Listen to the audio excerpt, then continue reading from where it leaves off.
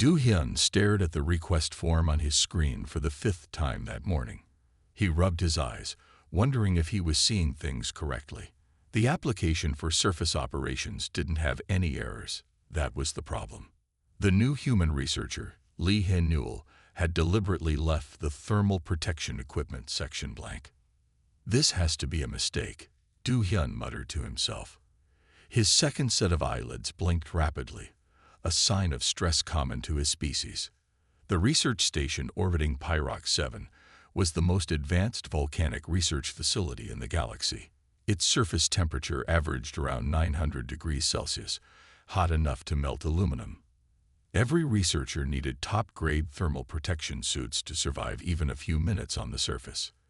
Every researcher except, apparently, this human. Do-hyun pressed the communication button on his desk. Park Jae-won, please come to my office. We have a situation. 5 minutes later, the station's safety officer walked in. Park Jae-won's protective scales gleamed under the office lights as she moved. A natural defense her species had evolved against extreme temperatures. Even with these scales, she wouldn't last 30 seconds on Pyrox 7's surface without a suit. What's wrong, Chief? Jae-won asked, her translator perfectly converting her natural clicking sounds into standard language. Do-hyun turned his screen toward her. Look at this request form. The new human researcher wants to do surface operations without thermal protection. Jae-won's scales shifted from their usual blue to a worried green. That's impossible. They'd die instantly. Their species is made of water, isn't it? Mostly water, yes. Do-hyun pulled up Hae-newell's species file. They come from a planet called Earth. It's classified as a death world due to its extreme conditions, active tectonic plates, frequent natural disasters, varying temperatures, and dangerous wildlife. Then they should understand the need for protection even better, Jae-won said. A knock on the door interrupted their conversation. Both aliens turned to see Lee Hae-newell standing in the doorway, smiling politely. The human wore the standard station uniform, looking remarkably comfortable despite the station being kept at what their species considered a warm temperature.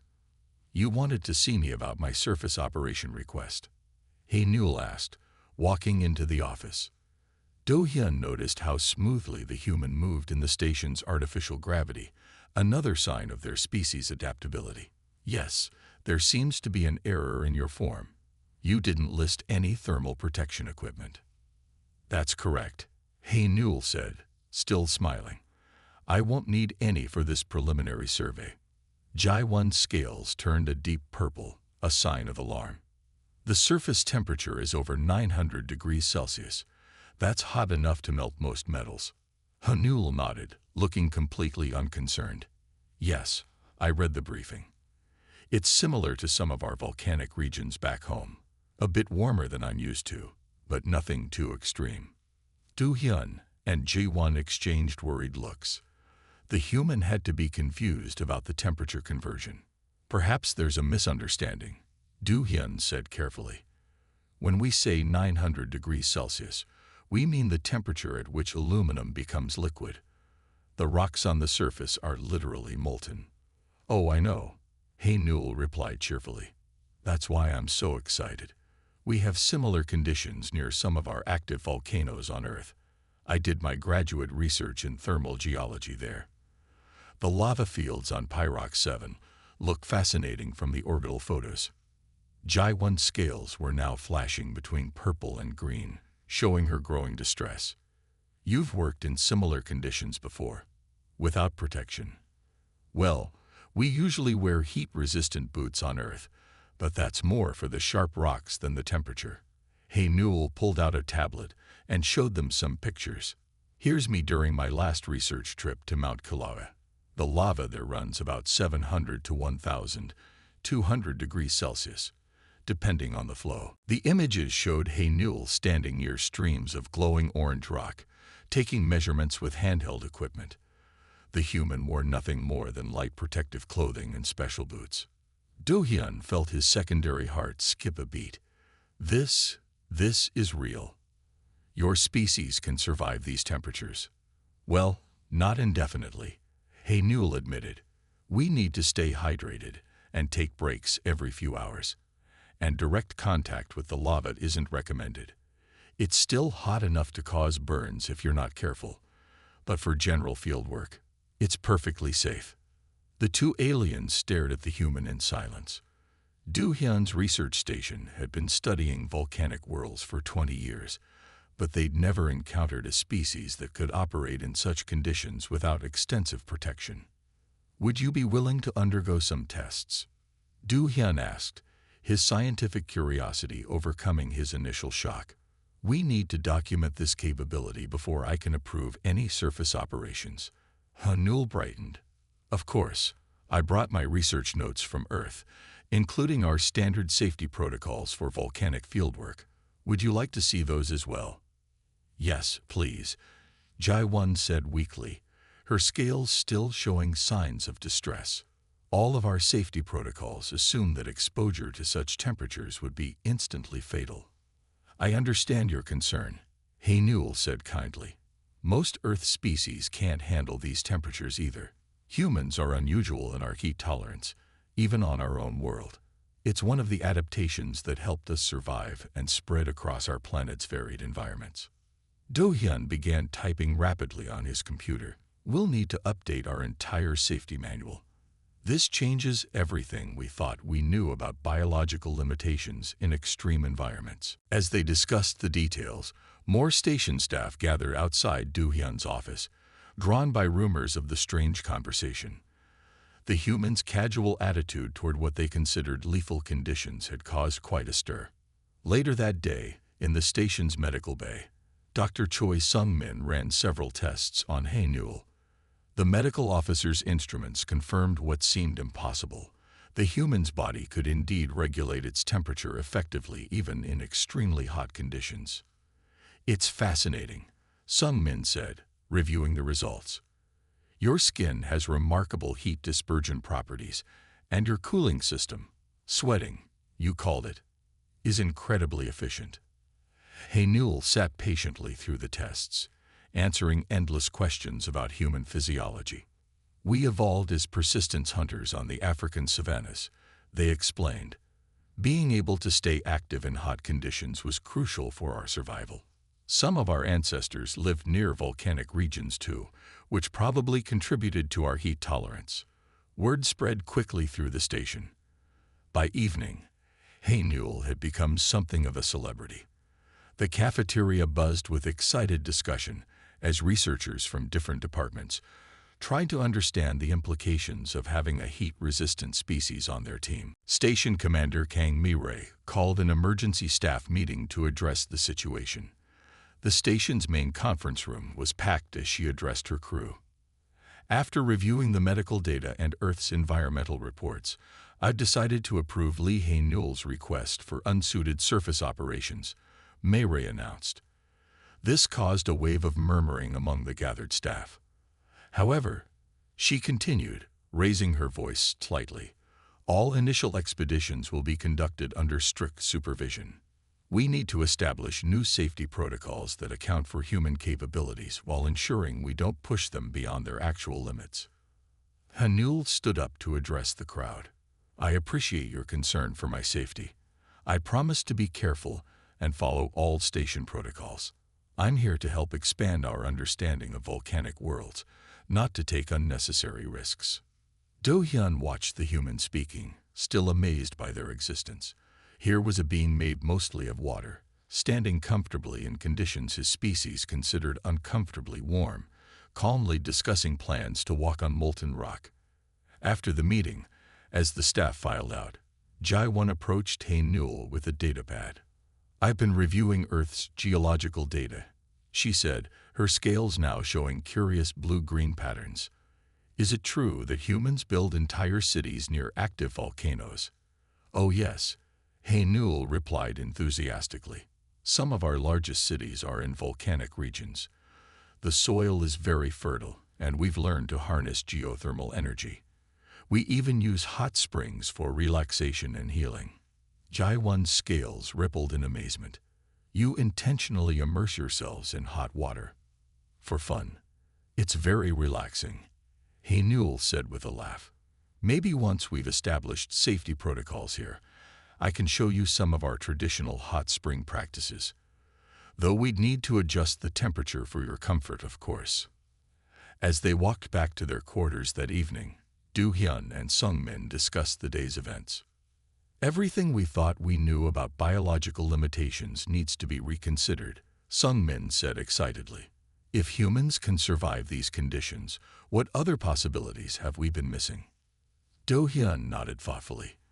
We've been so focused on protecting ourselves from extreme environments, we never considered that some species might have naturally adapted to them. This could revolutionize our approach to volcanic world research. In his quarters, Newell prepared for bed, unaware of the continuing discussions about human capabilities throughout the station. They sent a quick message home to Earth, updating their research supervisor about the day's events and the upcoming surface expedition.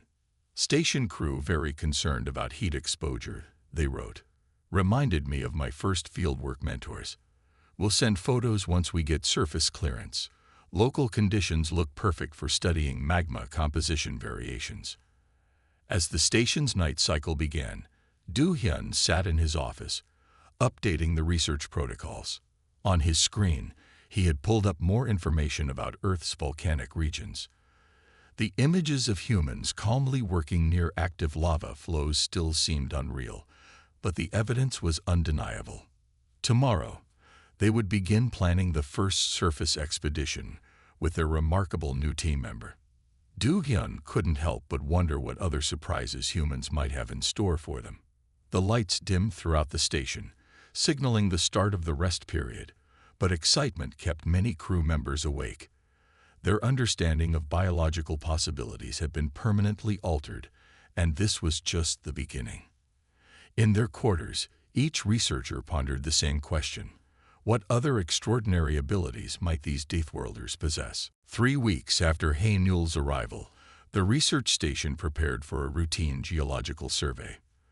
The morning started like any other, with the survey team gathering in the equipment room. Newell stood out among the group, wearing only their standard uniform while others prepared their thermal protection suits. "Are you certain you won't need protection?" asked Kim Tae-ri, the lead geologist. She adjusted her suit's temperature controls while watching the human with concern. "I'll be fine," Newell assured her, checking their basic research tools. "Though I might take off my boots once we're on the surface. It's easier to feel the ground temperature directly." The statement made several team members pause their preparations. Do-hyun, who was overseeing the mission, quickly checked his data pad to hide his discomfort. The survey team boarded their transport vehicle, a heavily shielded craft designed to operate in extreme temperatures. Newell sat near the window, excited to see the volcanic landscape up close.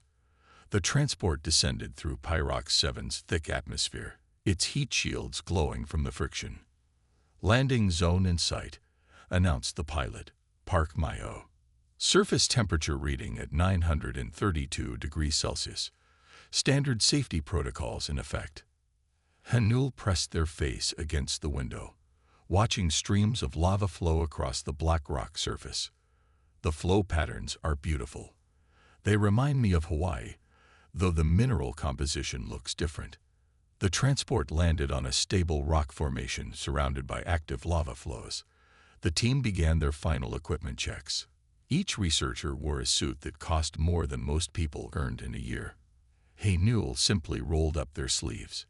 "Beginning atmospheric seal test," My-ho announced. "All systems nominal." Then everything went wrong. A warning light flashed on the transport's control panel. The vehicle shuddered, and suddenly half the system indicators turned red. "We have a problem," My-ho said, their voice tense. "The main power core is failing. Backup systems are not responding." Do-hyun rushed to the control panel. "How long until total failure?" 20 minutes, maybe less," My-ho replied. "The thermal shielding will fail first. We need to abort and get back to orbit immediately." They tried to start the engines, but nothing happened. The transport systems continued to shut down one by one. The backup equipment is in storage pod 3, Tayri said, checking her tablet. If we can reach it, we might be able to restore power. Everyone looked out the window at storage pod 3. It sat about 50 meters away, across an active lava field. In their suits, they could survive the heat, but the journey would take too long. The transport would lose thermal protection before they could return. We need to evacuate, Do-hyun decided. Send an emergency signal to the station. They can have a rescue transport here in 30 minutes. We'll be dead in 20, Maiho reminded him. The shielding won't last. The team fell silent, realizing their situation. Even in their protective suits, they couldn't survive direct exposure to the surface temperature for more than a few minutes. The rescue transport would arrive too late. I'll get it, Hae-Newell said quietly. Everyone turned to stare at the human. The backup equipment, Hae-Newell continued. I can cross the lava field and bring it back. The temperature won't be a problem for me. That's suicide, Tayri protested. Even for a human, direct contact with molten rock.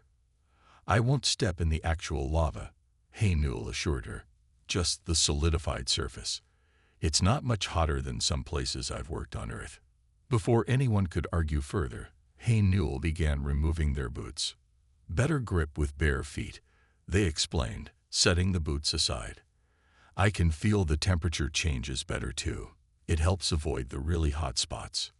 Do-hyun wanted to stop them, but he knew they had no other choice. The transport's temperature was already rising as the thermal shielding began to fail. Hae-Newell approached the airlock. Once I'm out, seal it behind me.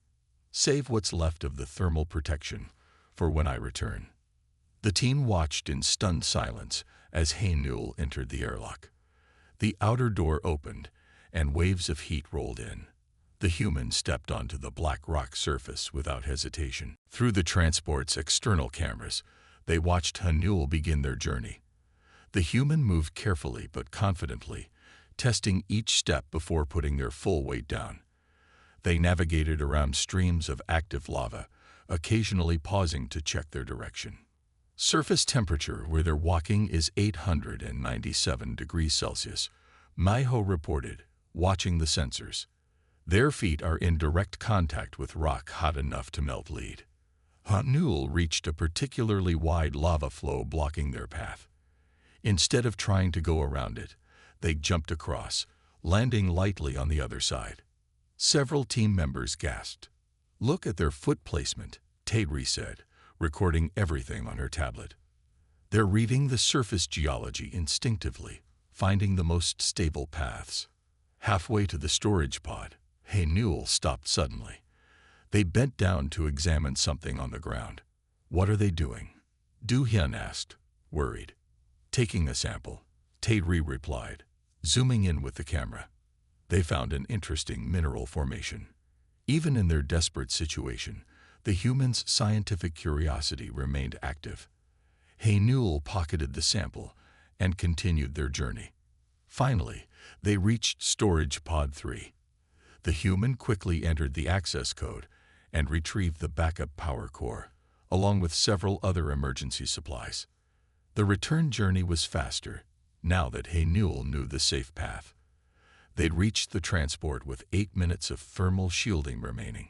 When the airlock cycled closed, Hae-Newell stepped back into the transport carrying the equipment. Their feet were slightly reddened but otherwise unharmed. They weren't even breathing heavily. Sorry if I worried anyone, Hae-Newell said, handing over the power core. But I found some fascinating mineral samples while I was out there. The crystallization patterns are unlike anything I've seen before. The team stared at them in disbelief. Hae-Newell had just walked barefoot across a surface hot enough to melt metal, saved all their lives, and they were excited about geology samples. Maiho and Do-hyun quickly installed the backup power core. The transport systems came back online, and the thermal shielding stabilized. As they lifted off from the surface, Hae-Newell looked out the window again. We should come back to this spot later. Those lava flows showed signs of unusual mineral content. Could be an important research site. You want to come back? Tayri asked, still processing what she had witnessed. "Of course," Newell replied enthusiastically.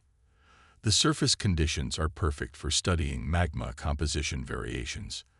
Though next time, I'll bring my sample collection tools. Had to leave several interesting specimens behind today." The transport docked with the research station 30 minutes later. By then, word of Newell's feat had spread throughout the facility. The medical team was waiting to examine the human, along with what seemed like half the station's staff. Dr. Sungmin ran every scan they had available, amazed by the results. "Your body temperature remained stable despite direct exposure to extreme heat. The only signs of stress are slight inflammation in your feet, equivalent to a mild sunburn." "That's normal," Newell assured them. "It'll fade in a day or two. My calluses aren't built up for this kind of terrain yet." The video of Newell's walk across the lava field played on screens throughout the station. Researchers gathered in groups to watch and discuss what they had seen. They treated it like a casual stroll, one scientist commented. "Did you see when they stopped to collect samples?" another asked. In the middle of a rescue mission, Do-hyun filed his report on the incident that evening. He included full sensor data, video recordings, and medical scans. The report would undoubtedly cause a stir in the scientific community. In the station's recreation area, Newell sat with several crew members, answering their questions about human heat resistance. "Don't your people have any protection against heat?" asked a junior researcher. "We do," Newell explained. "We sweat to cool down, and our skin has natural heat resistance. Plus, we've developed clothing and tools to work in hot environments. But compared to some Earth creatures, we're not that special. There are bacteria that live in nearly boiling water, and some insects can survive much higher temperatures than humans." The crew members exchanged looks, trying to imagine a world where such heat resistance was considered ordinary. That night, as the station's activity settled down, Do-hyun found Newell in the geology lab, analyzing their collected samples. The emergency response team suggested installing heat-resistant flooring along common rescue routes. Do-hyun said, "In case we need your help again." Newell looked up from their work. "That's thoughtful, but unnecessary. I can manage fine on the natural surface. Though if you're setting up permanent research sites, some marked paths might be useful. There were several promising study locations I noticed during my walk." Do-hyun shook his head in amazement. The human had turned a life-threatening emergency into a preliminary survey mission. Their dedication to research, even in extreme conditions, was remarkable. As he left the lab, Do-hyun realized that today's events had changed more than just their safety protocols. The entire station's understanding of what was possible had shifted. They had witnessed something extraordinary, yet to Newell, it had been just another day of field research. The humans' casual strength had transformed their perspective on biological adaptation. What other surprises might Earth's species hold? Do-hyun looked forward to finding out. 1 week after the incident on the lava fields, Dr. Kim Tae-ri sat in her laboratory, surrounded by holographic displays showing Earth's geological history. She had been studying the data Newell shared about their planet's volcanic past. The information changed everything she thought she knew about species development. "Look at these readings," she said to Dr. Sungmin, who had joined her research. Earth's early periods showed constant volcanic activity. The entire planet was practically a lava field. Sungmin nodded, examining the medical data on his own screen. Their species evolved in an environment we would consider completely hostile to life. It explains so much about their physical adaptations. The door opened, and Newell walked in. They had just returned from another surface expedition, their feet slightly red from walking on the hot rocks. They carried a container filled with new mineral samples. "How are the studies going?" Newell asked, setting down their samples. "Did the historical data help?" Tae-ri turned to face them. "It's remarkable. Your planet's history explains why humans developed such strong heat resistance, but we still don't understand exactly how your bodies manage it. Maybe I can help explain." Hanul offered, sitting down at the research station. What would you like to know? Some men pulled up his latest test results. Your skin can withstand temperatures that would melt most metals. Even our most advanced thermal protection suits can't match that level of heat resistance. Hanul looked at the data with interest.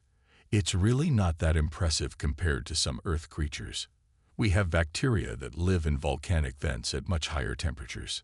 But you're a complex organism, Tayri pointed out. Your body is mostly water.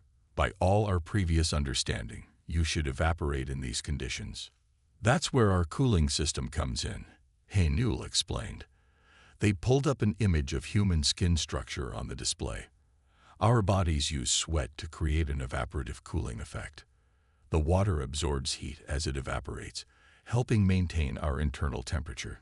Some men studied the diagram with fascination, and this sweating is enough to protect you from extreme heat.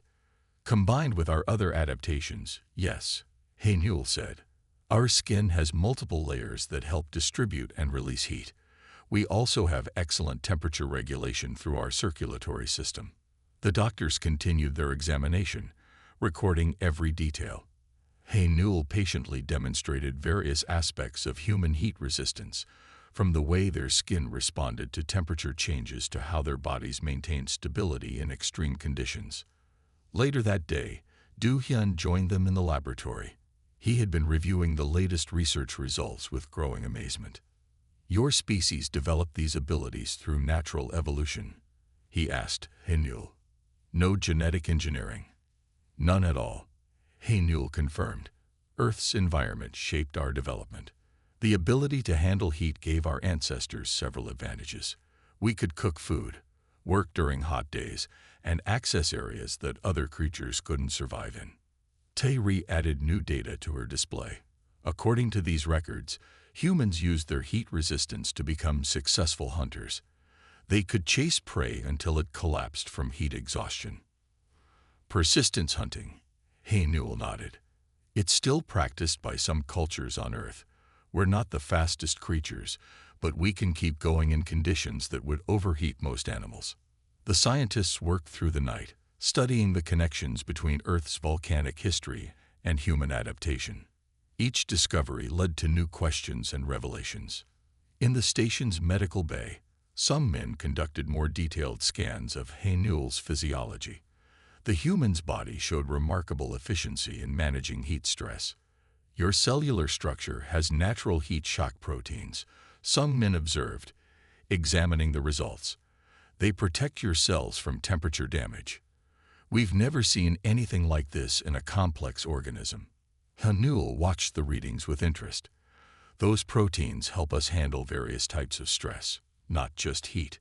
Earth's varying conditions required us to be very adaptable. The research team expanded their investigation to include other aspects of human physical capabilities. They discovered that the same adaptations that allowed humans to handle heat also gave them surprising endurance and recovery abilities. Your species treats near-boiling water as a relaxation therapy, Tayri noted, reading through Earth's cultural practices. You voluntarily immerse yourselves in hot springs for pleasure. Hot springs are wonderful, Hanul smiled. The heat helps relax muscles and improve circulation. Many Earth cultures have developed healing practices around natural hot water sources. Do-hyun shook his head in amazement. You've turned what we consider lethal conditions into medical treatments. Your entire approach to extreme environments is completely different from ours.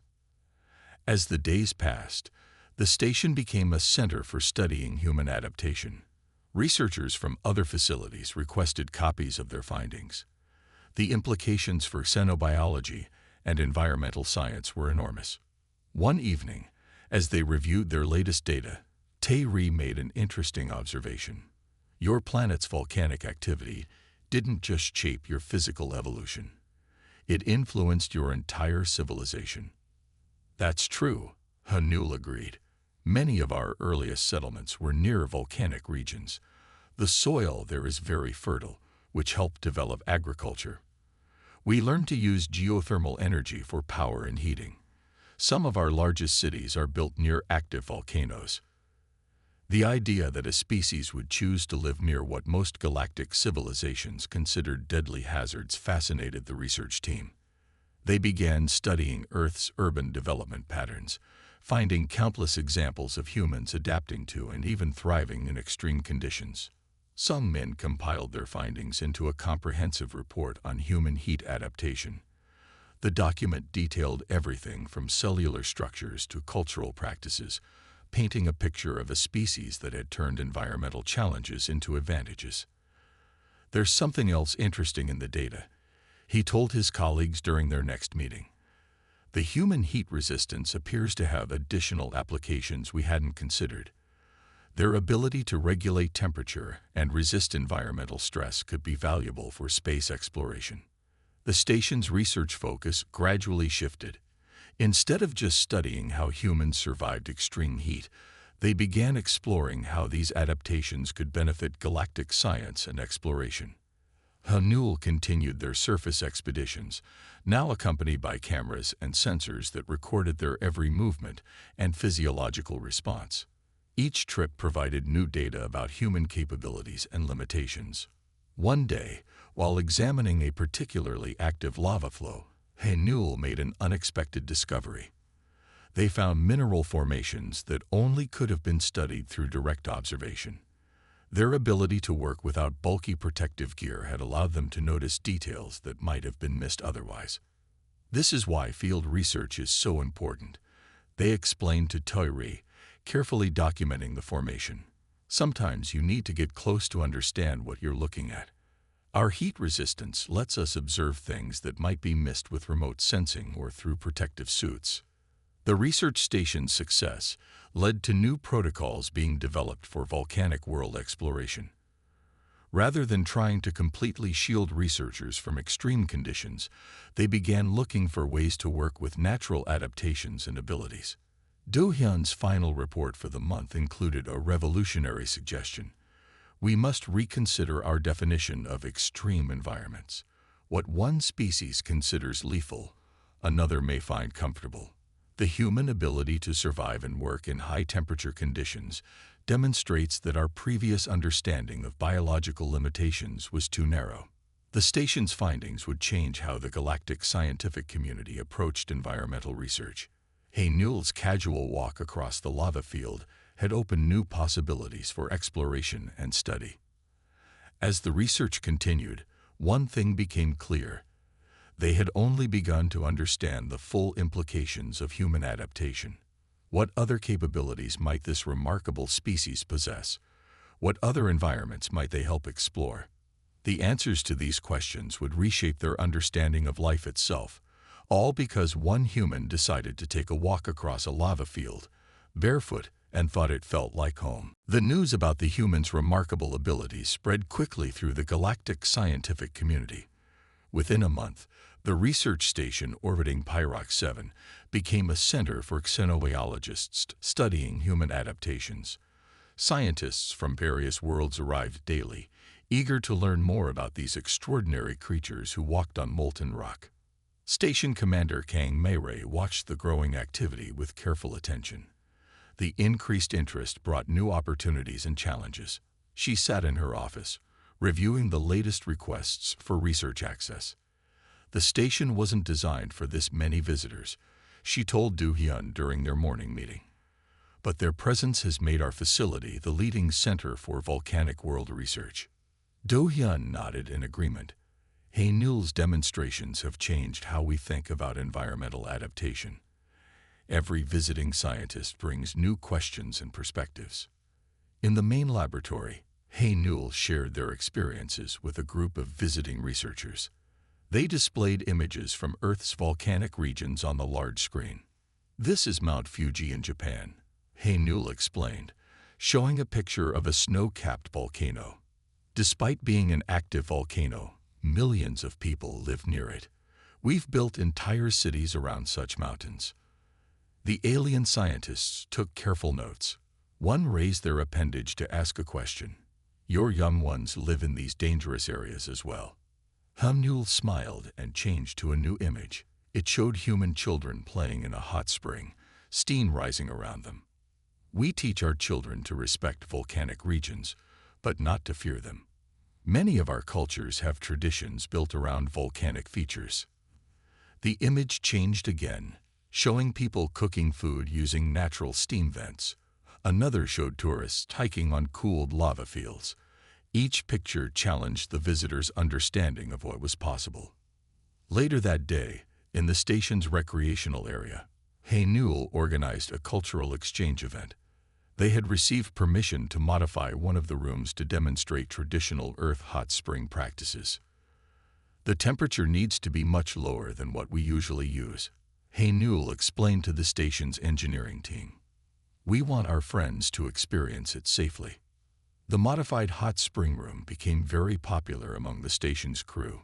Many found the warm water soothing, though at temperatures far below what humans considered relaxing.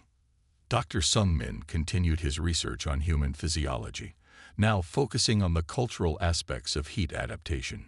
Your species has developed spiritual and healing practices around high temperatures, he noted during one session. The concept of using heat for relaxation is fascinating. Haynul helped set up a small steam room, carefully adjusted for alien biology. On Earth, many cultures have traditions of steam baths or saunas. The heat helps cleanse the body and calm the mind. The station's crew members tried these modified Earth practices with great interest. Though the temperatures were much lower than human preferences, they began to understand the appeal. One evening, Haynul gave a presentation about Earth's volcanic cuisine. They showed videos of traditional cooking methods that used geothermal heat. In Iceland, they bake bread by burying the dough in hot ground. They explained. In Japan, they cook eggs in natural hot springs. The volcanic environment becomes part of the cooking process. The audience watched in amazement as the videos showed humans casually preparing food using what they considered deadly heat sources. The idea of using volcanic activity for cooking seemed both terrifying and ingenious. Commander Mayray saw an opportunity in these cultural exchanges. She worked with Haynul to develop programs that would help different species understand each other better. Your perspective on extreme environments could help us approach other challenging worlds, she told Haynul. Perhaps there are other species with similar adaptations we haven't recognized. The station began hosting regular seminars where researchers from different worlds shared their environmental adaptations. Though none matched human heat resistance, each species had unique abilities that had evolved on their homeworlds. Park Ji-won, who had initially been so concerned about Haynul's safety, now led tours for visiting scientists. She proudly showed them recordings of Haynul's walks across the lava fields. What we once thought impossible has become routine, she explained to the visitors. Haynul has completed 15 surface expeditions without thermal protection. Each trip brings new discoveries. The cultural exchange extended beyond just scientific knowledge. Haynul taught the station's crew about Earth's traditions of respecting and living harmoniously with volcanic forces. Many Earth cultures see volcanoes as powerful natural entities, they explained during an evening discussion. We've learned to coexist with them, to understand their patterns and cycles. The station's atmosphere changed as the crew absorbed these new perspectives. What they had once seen as a hostile environment became something different, still dangerous, but also full of potential and beauty. One day, Haynul received a package from Earth. It contained traditional items from various volcanic regions, ceremonial objects, cooking tools, and even some preserved foods prepared using geothermal heat. They organized a special event to share these items with the station. The crew gathered to examine the objects and taste the unusual foods, each item telling a story about human adaptation and innovation. These wind chimes, Haynul explained, holding up delicate glass tubes, are made from volcanic glass. The makers collect the naturally formed material and shape it into art. The station's artists became interested in human creative works inspired by volcanic environments. They began experimenting with their own interpretations, creating a unique blend of alien and human artistic perspectives. As weeks passed, the cultural exchange grew deeper. The station's crew started incorporating modified versions of human traditions into their daily lives. They developed their own ceremonies for beginning surface expeditions, inspired by Earth's volcanic cultures. Do-hyun noticed how these changes affected the station's efficiency. "The crew works better together now," he told Commander Mayray. "Understanding human perspectives has helped us approach our research differently." The station's success led to plans for similar programs on other research facilities. The idea that cultural exchange could improve scientific understanding gained support throughout the galactic community. Hanul continued their work, but now they spent as much time teaching about Earth's cultural practices as they did conducting research. They found that sharing their culture's relationship with volcanic environments helped others understand human adaptations better. "It's not just about physical capabilities," they explained during a seminar. "Our ability to live in extreme environments comes from generations of knowledge, respect, and understanding." The visiting scientists began to see that human heat resistance wasn't just a biological feature. It was part of a larger pattern of adaptation that included cultural practices, technological innovation, and spiritual beliefs. Commander Mayray reflected on these changes during a meeting with her senior staff. "We came here to study volcanic worlds," she said. "Instead, we're learning new ways to think about life itself." The station's quarterly report included a special section on cultural exchange. It detailed how understanding human perspectives on extreme environments had led to improvements in research methods and safety protocols. As the day cycle ended, Hanul stood at the observation window, watching the lava flows on Pyrox 7's surface. Behind them, crew members from a dozen different worlds discussed their latest findings, shared stories, and planned future expeditions. The humans smiled, remembering their first day on the station when everyone had been horrified by their request to walk without thermal protection. Now, those same people eagerly learned about Earth's volcanic cultures and traditions. They had come to study a hostile world, but in doing so, they had built bridges between different species and cultures. The heat that once divided them had become the force that brought them together. 3 months after Hanul's first barefoot walk across the lava fields, the research station held a formal ceremony. The station's main hall was filled with crew members and visiting scientists from across the galaxy. They gathered to witness something unprecedented: the appointment of a human as safety director for high-temperature operations. Commander Kang Mayray stood at the podium, addressing the assembled crowd. "Today marks a significant change in how we approach volcanic world research. Lee Hanul has demonstrated that what we once considered impossible is merely a matter of perspective." Hanul sat in the front row, wearing their standard uniform. Unlike the ceremony's other participants, they had just returned from a surface expedition, their feet still warm from walking on the hot rocks. Do-hyun presented the official documentation. "The Galactic Science Council has approved our recommendation to create this new position. Hanul will oversee all high-temperature operations and train suitable species for volcanic environment work." The humans stepped forward to accept their new role. The audience watched as they received their official credentials, many still amazed that this water-based life form could casually handle conditions that would melt their protective suits. "Thank you for this honor," Hanul said, addressing the crowd. "But I want to emphasize that human heat resistance is just one way to approach extreme environments. Each species has unique abilities we can learn from." After the ceremony, the station's research teams gathered to share their latest findings. Dr. Kim Tae-ri presented their breakthrough research on volcanic planet exploration. Their work had already led to several new discoveries. By adapting our methods to work with natural heat resistance, instead of fighting against extreme temperatures, we've gained access to research sites we never could have studied before, Tae-ri explained. Hanul's ability to work without thermal protection allows them to notice details our sensors might miss. Dr. Sung-min followed with a presentation on the medical implications of their research. "Understanding human heat adaptation has helped us develop better thermal protection for other species. We've improved our safety protocols by learning from Earth's volcanic cultures." The success of the research station attracted attention from exploratory missions throughout the galaxy. Other teams began requesting human assistance for missions to high-temperature worlds. Haynul's walks across the lava fields had opened new possibilities for space exploration. Park G1, who had once feared for Haynul's safety, now worked closely with them to develop new safety guidelines.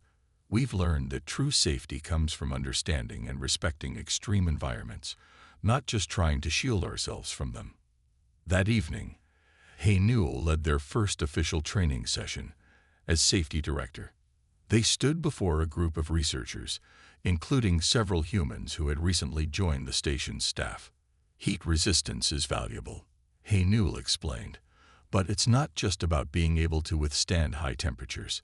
You need to understand the environment you're working in. The rocks tell us where it's safe to walk, which areas to avoid, and how the thermal energy flows. The training program combined human intuitive knowledge of volcanic environments with advanced scientific monitoring. Haynul taught their students to read the subtle signs of surface conditions, just as their ancestors had done on Earth. In the station's new geological laboratory, researchers studied samples collected during Haynul's Barefoot expeditions. The direct contact with the environment had allowed them to discover mineral formations and chemical processes they might have otherwise missed. Du-hyun prepared his report for the Galactic Science Council.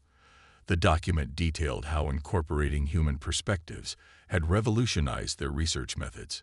"We must reclassify Earth," he wrote. "It is not simply a death world that produced sturdy life forms. It is a crucible of adaptation that created a species capable of turning extreme conditions to their advantage." The Council's response exceeded their expectations. The research station received increased funding and authorization to expand its programs. More importantly, they gained approval to establish similar facilities on other volcanic worlds. Commander Mireille called Haynul to her office to discuss the expansion plans. "Your appointment as safety director is just the beginning," she explained. "We want to create a training center for volcanic world researchers. Your experience will be essential in preparing teams for work in extreme environments." Haynul considered the proposal. "We should include cultural education as well as technical training. Understanding how Earth's cultures adapted to volcanic regions helps people approach these environments with the right mindset." The station's success led to a broader revaluation of how the galactic community approached environmental challenges. Instead of seeing extreme conditions as obstacles to overcome, they began looking for species whose natural adaptations suited different environments. One morning, Haynul took a group of students on their first surface walk. The students wore modified thermal protection, while Haynul walked barefoot beside them. They stopped at various points to examine the landscape. "Feel the vibrations through your feet," Haynul instructed. "The surface tells you where it's safe to step. This knowledge is in our bones, passed down from when our ancestors first learned to work with volcanic forces." The students watched in fascination as Haynul demonstrated how to read the thermal patterns in the rock. They began to understand that human heat resistance wasn't just about physical endurance. It was part of a deeper connection to volcanic environments. In the station's medical bay, Dr. Sung Min continued his research on human adaptation. His latest findings suggested that other species might have hidden abilities waiting to be discovered. Haynul's example had shown them that conventional wisdom about biological limitations needed to be reconsidered. The station's quarterly report included impressive statistics. Research efficiency had improved by 200%. New discoveries were being made weekly. The combination of human intuitive knowledge and alien scientific methods had created a revolutionary approach to volcanic world study. As the day cycle ended, Haynul stood at their favorite observation window. Below, the lava flows of Pyrox 7 created ever-changing patterns on the surface. The sight reminded them of their childhood visits to Earth's volcanic parks. Du-hyun joined them at the window. "When you first arrived," he said, "we thought your heat resistance was simply a useful biological trait. Now we understand it's part of something much larger." Haynul nodded. "Every adaptation tells a story. Ours is about learning to live in harmony with forces most would consider destructive. That's the real lesson we can share with the galaxy. The research station had become more than a scientific facility. It was a place where different species learned to see the universe through each other's eyes. Newell's casual walk across the lava fields had started a chain reaction, changing how the galaxy understood adaptation and survival. In the years that followed, the station's approach became a model for research facilities throughout known space. Teams began looking for species whose natural abilities suited different extreme environments. The age of working against hostile conditions was ending, replaced by an era of working with natural adaptations. The final line of Du Hyun's report to the Council summed up their journey. We came to study a hostile world and found instead that hostility often lies in our perception. Through human eyes, we learned to see beauty and opportunity where we once saw only danger. Perhaps this is the greatest adaptation of all, the ability to transform our understanding of what is possible.